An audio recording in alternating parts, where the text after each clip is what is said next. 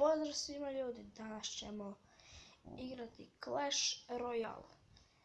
Ovo je, ne znam koja je epizoda na kanalu Clash Royale. Oprosti što nije bilo duže vremena videa. Htio sam prestati sa snimanjem, prestao sam snimati jer sam opet počeo na istom kanalu. I dobio sam, kad sam snimao prije, imao sam samo jednu legi, ne, dvije. Sad imam 4. To je ova. Koju koristim. Lava, Inferno, Night Witch. Nisam ostavio u shopu Dark Prince. I danas ćemo otvoriti Giant Chest. Nećemo vidjeti nikada Battle.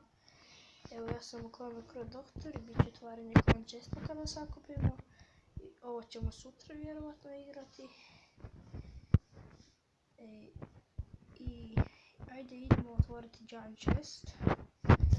Na 4 740 golda, ništa posebno. 50 bombera, 8 mini peka, 146 canona i 41 tombstone, nije loše. Tombstone je jako odlična karta, jako dobra karta. Koristite, ja koristim u svom drugom deku. Znači to je to Giant Chesta, meni je dobro pošto zbog tombstone.